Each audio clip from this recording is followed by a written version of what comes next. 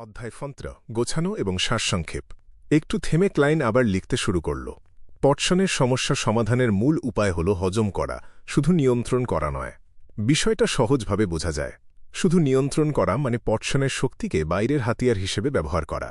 একটা পোষা জন্তু যতই বসে থাকুক, সে কিন্তু মানুষের নিজের অংশ হয় না কখনো। সে যে কোনো সময় পাল্টা আক্রমণ করতে পারে, এই ভয় সবসময় থেকেই যায়। আর হজম করা মানে হল খেয়ে নেওয়া পটসনকে নিজেরই একটা অংশ মনে করা, সেটাকে ভেঙে ফেলা, একীভূত হওয়া, শুষে নেওয়া এবং একটা সম্পূর্ণ সিস্টেম তৈরি করা। এই বিষয়ে আমি এখন নিশ্চিত। আরও গুরুত্বপূর্ণ প্রশ্ন হল অভিনয় কিভাবে হজমে সাহায্য করে। আজকে সিআর হিসেবে আমার অভিজ্ঞতার উপর ভিত্তি করে দুটো অনুমান করতে পারি। ভবিষ্যতে এগুলো যাচাই করা যাবে। ১. পটসনের নামের উপর ভিত্তি করে অভিনয় করলে শরীর, মন ও আত্মার অবস্থা বদলে যায়। এতে পটসনের মূলে থাকা জেদি মানসিক সত্তার সাথে একটা নৈকট্য তৈরি হয়। এই নৈকট্য থেকে অনুরণন হয়, যা ধীরে ধীরে একীভূতকরণ ও শোষণ ঘটায়। ২. জাদু ওষুধের ভেতরে থাকা জেদি মানসিক সত্তা হয়তো এমন একটা কম্পিউটারের মতো যার সম্পূর্ণ প্রতিরক্ষা ব্যবস্থা আছে। যদি তাকে আক্রমণ করে ভাঙতে চাও, তাহলে কোনো বাগ, নিরাপত্তার ফাঁক বা চাবি খুঁজে বের করতে হবে। পটসনের নাম সেই সংশ্লিষ্ট ক্লু দেয়। তাই অভিনয়ের মাধ্যমে আমরা আমাদের শরীর, মন ও আত্মাকে সিস্টেমের অংশ হিসেবে ছদ্মবেশে উপস্থাপন করি এবং সিস্টেমের প্রতিরক্ষাকে ধোঁকা দিই। এই চিন্তাধারা সম্রাট রোজেলের বর্ণনার সাথে মিলে যায়। দুটোর মধ্যে যেটাই সঠিক হোক, শরীর, মন ও আত্মার বাইরে যাওয়ার উপায় নেই, কারণ অভিনয় আর পটসনের শক্তির মধ্যে এরাই একমাত্র সেতু। ক্লাইন কলম নামিয়ে রাখল এবং সেই অনুচ্ছেদটার দিকে তাকাল। একটা মুহূর্তের জন্য তার মনে হল সে যে শিক্ষা পেয়েছিল সেটার জন্য কৃতজ্ঞতা জানাতে চাইছে সেই খাদ্যপ্রেমী সাম্রাজ্যের শিক্ষার প্রতি। বিজ্ঞান হোক বা ইঞ্জিনিয়ারিং যেটাই পড়েছিল, যুক্তিপূর্ণ চিন্তার মৌলিক ভিত্তিটা ছিল তার সাথে। না হলে সে কখনো কিবোর্ড যোদ্ধা হতে পারত না, আর এখনকার পরিস্থিতি বিশ্লেষণ করাও সম্ভব হতো না। অভিনয়ের একটা প্রভাব আছে, কিন্তু বিস্তারিত জানতে আরও অপেক্ষা করতে হবে, ক্লাইন মনে মনে অনুমান করল। এরপর সে দ্বিতীয় প্রশ্নটা লিখল। কেন একজন সিয়ার রহস্যময় জগতে বেশি জ্ঞানী ও দক্ষ হওয়া সত্ত্বেও সরাসরি যুদ্ধে দুর্বল থাকে? বেশি জ্ঞান ও দক্ষতা থাকলে তো একজন সিয়ার আরও শক্তিশালী হওয়ার কথা। শত্রুকে পরাজিত করার পথ খুঁজে বের করার ক্ষমতাও থাকার কথা। কারণগুলো হতে পারে, প্রথমত, আমি আগে যে ওয়েব উপন্যাস পড়েছিলাম সেগুলোর মতো আমি হয়তো এমন একটা গেমের দুনিয়ায় চলে এসেছি যেটা বাস্তব হয়ে গেছে।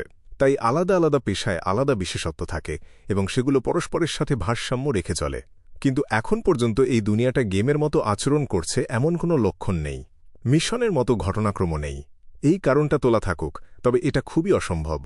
দ্বিতীয়ত, এই দুনিয়ার মৌলিক নিয়ম হল ভারসাম্য। সৃষ্টিকর্তা এই দুনিয়া তৈরি করেছিলেন ভারসাম্যের মূল ধারণাকে কেন্দ্র করে।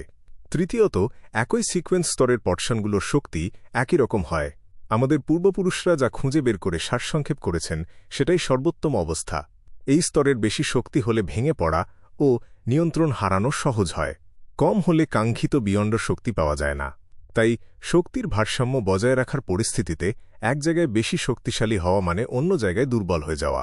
চতুর্থত, এই দুনিয়ার সবকিছু একই উৎস থেকে এসেছে, সৃষ্টিকর্তার অবশিষ্টাংশ দিয়ে তৈরি। তাই এই দুনিয়ার সবকিছুই মূলত সৃষ্টিকর্তার টুকরো, আর তাদের পরস্পরের পরিপূরক হওয়ার মানে হল এককভাবে প্রতিটির মধ্যে কিছু সহজাত ঘাটতি আছে। আমি তৃতীয় ও চতুর্থ কারণের দিকে ঝুঁকছি, তবে পরেরটা একটা অনিশ্চিত পুরাণ কথার উপর নির্ভরশীল, তাই শুধু পথ দেখানোর কাজ করতে পারবে। তাই তৃতীয় কারণটাকে গাইড হিসেবে নিই এবং বর্তমান জ্ঞান ও ভবিষ্যৎ পড়াশোনার মাধ্যমে এটা নিশ্চিত করার চেষ্টা করব।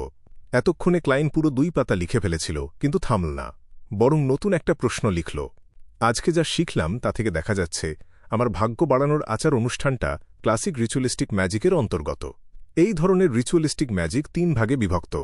প্রথম ভাগ হল বলিদান, যা সংশ্লিষ্ট কোনো সত্তার মনোযোগ আকর্ষণ করে। দ্বিতীয় ভাগ হল মন্ত্র, যা প্রশ্নবিদ্ধ সত্তাকে সুনির্দিষ্টভাবে বর্ণনা করে। তৃতীয় ভাগ হল সহজ বিন্যাস ও প্রতীকের ব্যবহার, যার মাধ্যমে কি চাওয়া হচ্ছে তা জানানো হয়। এই মানদণ্ড দিয়ে ভাগ্য বাড়ানোর আচারটা বিশ্লেষণ করলে একটা স্পষ্ট সমস্যা দেখা যায়। তৃতীয় ভাগটাই নেই। বলিদানের অংশ আছে মূল খাবার রাখা এবং 4 ধাপে বাম দিকে ঘুরে বর্গক্ষেত্র পথে হাঁটা। সত্তার দিকে নির্দেশও স্পষ্ট, যেমন স্বর্গ ও পৃথিবীর অমর প্রভু আশীর্বাদের জন্য ধরনের বাক্য। কিন্তু এরপর আমি শুধু চোখ বন্ধ করে অপেক্ষা করেছিলাম। ভাগ্য বাড়ানোর লক্ষ্যটা জানানোর মতো কিছুই আচারে ছিল না। অর্থাৎ সংশ্লিষ্ট সত্তার কোনো উপায় নেই জানার যে এই তথাকথিত ভাগ্য বাড়ানোর আচার আসলে কি চাইছে। সে নিজের ইচ্ছে মতো করতে পারে, নিজের ইচ্ছে মতো কি ট্রল সেই অভিশপ্ত কিন ও হান রাজবংশের মূলসার জ্যোতিষ ও গোপন শিল্প বইটা এত বড় ট্রল। তখন আমার মাথায় পাথর ছিল বলেই এটা চেষ্টা করতে গিয়েছিলাম। ক্লাইন লেখা বন্ধ করল এবং দুটো গভীর শ্বাস নিল। নিজেকে শান্ত করার চেষ্টা করল। একটা বাজে শ্বাস ছেড়ে আবার লিখতে শুরু করল। আচারটা নতুনভাবে ডিজাইন করার কথা ভাবতে পারি, আরও সম্পূর্ণ করে। আচারের উদ্দেশ্য হবে পৃথিবীতে ফেরা, মা, বাবা ও বন্ধুদের দুনিয়ায় ফিরে যাওয়া। তাহলে এখন প্রশ্ন আসছে, সত্তাটা কি সত্যিই নিজের খেয়াল খুশি মতো কাজ করেছিল, নাকি এর কোনো গভীর অর্থ আছে? আর বর্ণনামূলক মন্ত্র যে সত্তার দিকে নির্দেশ করে, এই দুনিয়ার সেই সত্তা কি পৃথিবীর সেই সত্তার মতো একই? যদি তাই হয়, তাহলে প্রথম ও দ্বিতীয় আচারের ফলাফলের পার্থক্যকে ব্যাখ্যা করা যায় সত্তার খেয়াল খুশির দ্বারা। কিন্তু দ্বিতীয় ও তৃতীয়বার ধূসর কুয়াশার উপরে আমার আবির্ভাব আর জাস্টিস ও দ্য হ্যাংডম্যানের সাথে সংযোগ, এই দুটোর মধ্যে প্রায় কোনো পার্থক্যই নেই। কেন? আগামীকাল বিকেলে চতুর্থ আচার যদি একই স্থিতিশীল ফলাফল দেখায়, তার মানে প্রভাবগুলো সামঞ্জস্যপূর্ণ। তার মানে অজানা সত্তার একটা উদ্দেশ্য আছে যা আমি জানি না।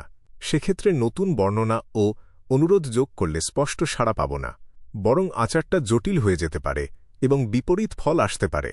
প্রথম আচার ও পরবর্তী আচারগুলোর মধ্যে পার্থক্য এই ধারণার উপর ভিত্তি করে যে আমি একই সত্তাকে ডেকেছিলাম, তার মানে কি ভিন্ন দুনিয়ায় ফলাফল ভিন্ন হয়? যেন আমি ভিন্ন একটা ইন্টারফেস ব্যবহার করছি। তাহলে কাঙ্ক্ষিত ফলাফল পেতে এটা কিভাবে ডিজাইন করব? যদি ধরি প্রথম ও পরবর্তী আচারের পেছনের সত্তারা আলাদা, তাহলে কিছু প্রশ্নের সুন্দর উত্তর হয়। কিন্তু সেক্ষেত্রেও দ্বিতীয় ও তৃতীয় আচারের স্থিতিশীল ফলাফল বলছে আমি যে সত্তার কাছে প্রার্থনা করছি তার একটা নির্দিষ্ট উদ্দেশ্য আছে এবং আপাতত তা পরিবর্তন করার কোনো উপায় নেই। সবচেয়ে গুরুত্বপূর্ণ প্রশ্ন হল, আচারটা যে সত্তার দিকে নির্দেশিত তার পরিচয় কি? সে কোথায় আছে এবং কেন সে আমাকে কোনো সংকেত বা পথনির্দেশ দিচ্ছে না? সে কি কুয়াশার দুনিয়ার গভীরে? তাকে কি এমন একটা সত্তা ধরতে পারি যে ঘুমন্ত অবস্থায় আছে, যাকে নির্দিষ্ট উদ্দীপনা দিলে নির্দিষ্ট সাড়া দেয়, কিন্তু এর বাইরে কিছুতে নাক গলায় না? তাহলে আমি আলাদা আচার ব্যবহার করে উদ্দীপনা দিতে পারি এবং সাড়াটা নিয়মিত কিনা সেটা যাচাই করতে পারি। এভাবে ফেরার সঠিক পদ্ধতি খুঁজে পেতে পারব। কিন্তু সমস্যা হল সে ঘুমিয়ে নাও থাকতে পারে। সেক্ষেত্রে এই পরীক্ষাগুলোর ভয়াবহ পরিণতি হতে পারে। সত্যিই বিপজ্জনক। প্রথম চেষ্টা করতে হবে অত্যন্ত সাবধানতার সাথে। ডিজাইনটা এমন হওয়া চলবে না যা সেই সত্তাকে রাগিয়ে দেয়। কি মাথা ব্যথা! আরও জ্ঞান দরকার। ক্লাইন দীর্ঘশ্বাস ফেলল এবং একটা সারসংক্ষেপ লিখল। শেষে সে অন্যান্য বিচ্ছিন্ন বিষয়গুলো লিখল। সবসময় কানে নিরাকার কণ্ঠস্বর শোনা যায়, বারবার বলছে হর্নাসিস এবং ফ্রিগ্রিয়া বলছিল নাকি ফেগ্রিয়া। হর্নাসিস হল লোয়েন কিংডম এবং ইন্টিস রিপাবলিককে ভাগ করা পর্বতমালা। এর প্রধান চূড়া সমুদ্রপৃষ্ঠ থেকে ৬,০০০ মিটার উপরে। অ্যান্টিগোনাস পরিবারের ডায়েরির নথি অনুযায়ী চতুর্থ যুগে একটা এভারনাইট জাতি ছিল। এভারনাইট জাতি এবং এভারনাইট গডেসের মধ্যে কি কোনো সম্পর্ক আছে? তারা কি মিত্র নাকি শত্রু? অ্যান্টিগোনাস পরিবারকে কি এভারনাইটের গির্জা ধ্বংস করেছিল এভারনাইট জাতির কারণে? ডায়েরি থেকে কি কোনো ফিসফিসানি শুনেছিলাম ১ বা ২,০০০ বছর আগে অ্যান্টিগোনাস পরিবারের আর্তনাদ? তাহলে ফ্রিগ্রিয়া ফ্লেগ্রিয়া মানে কি? একটা মজার প্রশ্ন। এরকম একটা ডায়েরি রেখে যেতে পারা, সিল্ড আর্টিফ্যাক্ট, ২ স্মনস রেখে যেতে পারা, এর মানে অ্যান্টিগোনাস পরিবারের কাছে যথেষ্ট শক্তিশালী বিয়ন্ডার ক্ষমতা ছিল। তাহলে তারা কোন সিকোয়েন্সের ছিল? সম্পূর্ণ ছিল নাকি অসম্পূর্ণ? ডায়েরিটারে বিবারের হাতে আছে, এটা জানাটা ছিল বেশ কাকতালীয়। কিন্তু যদি এটা ইচ্ছাকৃতভাবে সাজানো না হয়ে থাকে, তাহলে কি সত্যিই আমার ভাগ্য সেই ডায়েরির সাথে জড়িয়ে আছে? চিন্তাগুলো কাগজে ছেড়ে দিল। ক্লাইন যথাসাধ্য চেষ্টা করে নিজের অভিজ্ঞতার ঘটনাগুলো এবং সেগুলোর অর্থ সম্পর্কে তার অনুমানগুলো লিখে রাখল। মোট ৪ পাতা লেখা হয়েছিল, প্রতিটি কাগজের দুদিকেই। ছিঁড়। ক্লাইন হঠাৎ ৪ পাতা ছিঁড়ে নিল এবং উপর থেকে নিচ পর্যন্ত পড়ল। মাঝে মাঝে কলম দিয়ে কোনো অংশে দাগ দিল, কোথাও কোথাও কয়েকটা বাক্য যোগ করল। সময় দ্রুত কেটে গেল। গাঢ় লাল চাঁদ ক্ষণিকের জন্য কালো মেঘে ঢেকে গেল। ক্লাইন টেবিলের ওপর রাখা পকেট ঘড়িটা তুলে নিল, ঢাকনাটা খুলে সময় দেখল। ঘড়িটা নামিয়ে রেখে সে টানার থেকে একটা ম্যাচ বাক্স বের করল। একটা ম্যাচ জ্বালিয়ে ৪ পাতার কাছে নিয়ে গেল। কমলা আগুনের শিখা কাগজের কিনারে ধরে গেল এবং দ্রুত ছড়িয়ে পড়ল। ক্লাইন কাঠের ডাস্টবিনের উপর নোটগুলো রাখল এবং ছাই পড়ে যেতে দেখল। তারপর আঙুল সরিয়ে নিল, কাগজগুলো পড়ে যেতে দিল। মাত্র ১০ সেকেন্ডে সব শেষ। শুধু বাকি রইল ঘূর্ণায়মান ছাই আর ডাস্টবিনের পোড়াতলা। এই দুনিয়ায় সম্রাট রোজেলের গোপন ডায়েরি থাকায় ক্লাইন কোনো প্রমাণ রেখে যেতে সাহস পেল না যে সে চীনা লিখতে পারে। ওল্ড নিল বা অন্য কেউ যদি তার লেখা ৪ পাতা খুঁজে পেত, তাহলে সে কিভাবে ব্যাখ্যা করত সেটা তার মাথায় আসছিল না। আর গোপন প্রশ্নগুলো লেখার সময় ক্লাইন চিন্তিত ছিল যে স্বপ্নের দিকে নজর রাখা সত্তাটা হয়তো যে কোনো ভাষা, লোয়েন, প্রাচীন ফেইসাক বা হারমিস পড়ে বুঝে নিতে পারবে। তাই গোছানো ও সারসংক্ষেপের জন্য শুধু চীনা ভাষায় লেখাই ছিল একমাত্র নিরাপদ পথ। কাজ শেষ হলে নোটগুলো পুড়িয়ে দিল, কোনো চিহ্ন রইল না। আর যেহেতু কিছু সংরক্ষণ করার উপায় ছিল না, তাই সে নিজের জন্য একটা পরিকল্পনা তৈরি করল। সপ্তাহে একবার এই সারসংক্ষেপ করবে, যাতে কিছু ভুলে না যায়। ছাই পড়তে দেখতে দেখতে ক্লাইন একটা সাদা কাগজ বের করল। সে শিরোনাম লিখল, আমার শ্রদ্ধেয় শিক্ষকের উদ্দেশ্যে। সে সিনিয়র অ্যাসোসিয়েট প্রফেসর কোহেনকে চিঠি লিখতে চাইছিল, হর্নাসিস পর্বতমালার প্রধান চূড়া সম্পর্কে কোনো ঐতিহাসিক তথ্য তার কাছে আছে কিনা সেটা জানার জন্য।